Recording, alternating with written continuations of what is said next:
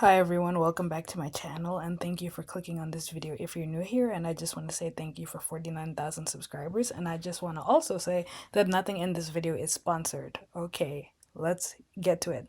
I said that I was going to make videos about affordable fashion, and I want to talk about the fashion elephant in the room, which is dupes versus counterfeit versus luxury. And I talked about it a little bit in my video about why I feel like everything is a copy or ugly these days. And the price increases every year. Luxury brands, for the most part, do price increases. So, like I said before, a bag that was $3,000 at Chanel, which was the classic flap in the 2010s, the early 2010s, is now $11,000 to $14,000 for the same exact bag when it was 3,000 before. So a lot of people want to go either the dupe route or the replica route or the pre-loved route. I don't care how other people spend their money when it comes to the clothes that they wear. If you want to wear what you want to wear and you want to buy it how you want to buy it, I'm not going to sit there and stare at your bag or your bracelet and squint and do what they call a quality check and be like, oh, that must be real, that must be fake, or whatever. I really couldn't care less because it's not my money and it's just tacky to be like, I know that she has a fake bag because whatever. I know there's no way that somebody like her, whatever that means to you, could have a real bag, okay?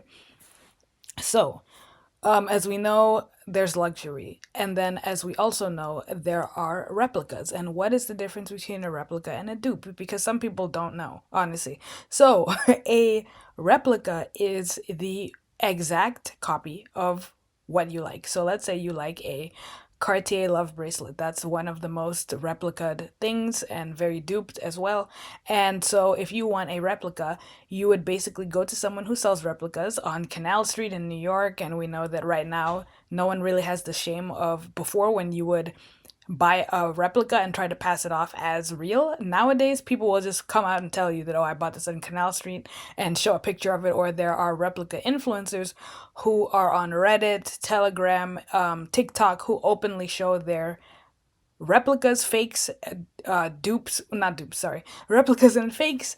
And they will post links and make affiliate money like how people link on Amazon, right? The dupe would be something that looks similar but is slightly off, something that looks similar that does not have the brand name on it. So you would get the screwdriver bracelet. Someone would call it the screwdriver bracelet instead of the Cartier love bracelet, right? Because they legally cannot call it the same exact thing if it is a dupe. So you would go to a place like TJ Maxx. I know I went there and they had Van Cleef Alhambra inspired necklaces. With all that said, with the affordable fashion, since I opened with that preamble, I'm going to show you the look for less dupes. These are not replicas, okay? These are not copies. These are not one-to-one copies. These look like they are heavily inspired by the brands that I will list, okay? And some of these are on Amazon, some of these I've linked on ShopMy, and I will post side by sides of the original and how what it looks like so you can see what is the difference, okay? All right. So the first thing I'm showing you is the also all of these, I was not paid to say anything. This is my own volition, right? Because I promised I would do affordable style and I love curating these sorts of things. However, if you do make a purchase, I get something. So, for example, with affiliate links, if you buy something that's $10, I may literally get 25 cents. I'm not getting a ton of money. I'm not even getting half. So that's how affiliate linking works, but I do get a small percentage back of whatever you purchase. All right. The first thing is this gray tube top, and it is a dupe for a totem top. The second thing are these crochet sandals, and they are a dupe for the Hermes Oran sandals, but Hermes does not have crochet shoes. So I thought that this was fun. The next is a black and gold watch, which is a dupe for the Seiko watch and the famous Cartier watch. Next is a bag that is a dupe for Bottega Veneta, the Bottega Veneta Andiamo.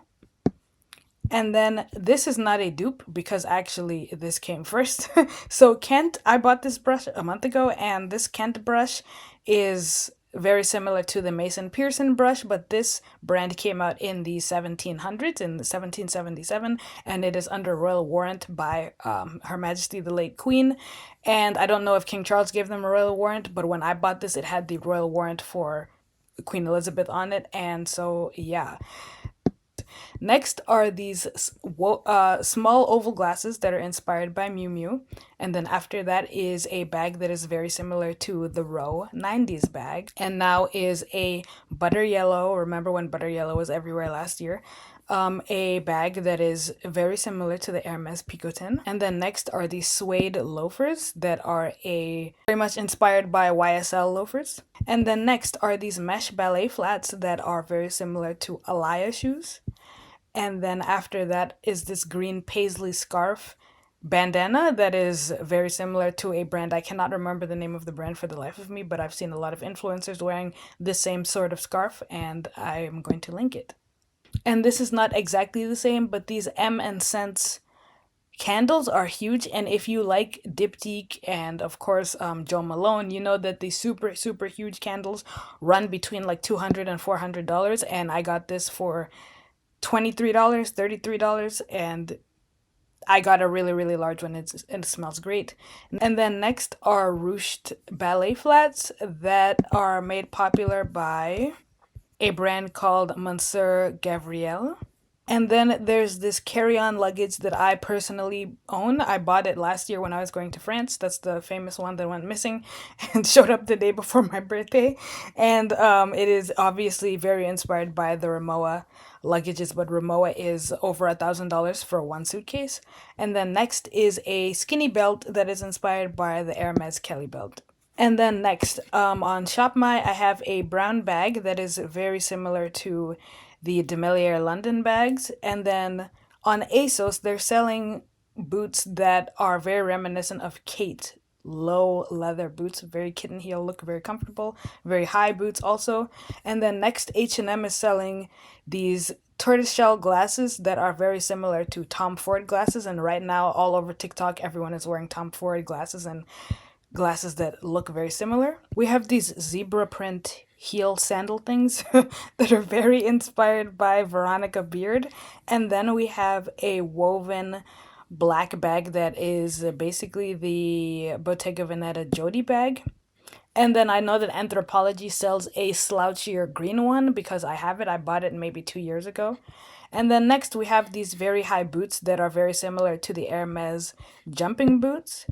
And we have these high heels with the clear, I don't even want to say the word fabric, that's not right, plastic. And then it has a little heart that are inspired by Alaya. And then we have a bag that is very similar to the Hermes Kelly.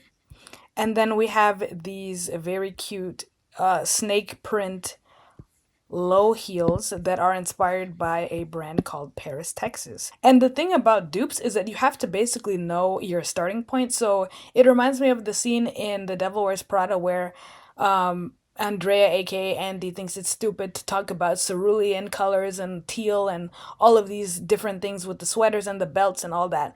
And as we know, Miranda gives that very scathing soliloquy about how cerulean, aquamarine, those sorts of colors came down the runway XYZ amount of years ago and trickled down into fast fashion.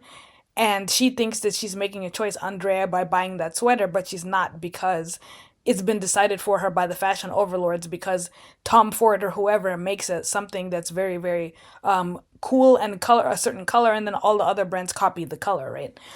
So with dupes, you have to know what you're looking for, and so it would help if you were like side by side with like Net-a-Porter or something to look up what you really want, but it's like $4,000, $16,000, whatever, and you're looking so that when you're scrolling through places like, I don't know, Charles and Keith, Shein, whatever, you see the shape and you're like the style and you're like, okay, that's what I'm looking for. So next we have this brown tote bag that is inspired by Loewe, because they did that kind of X marks the spot type of bag.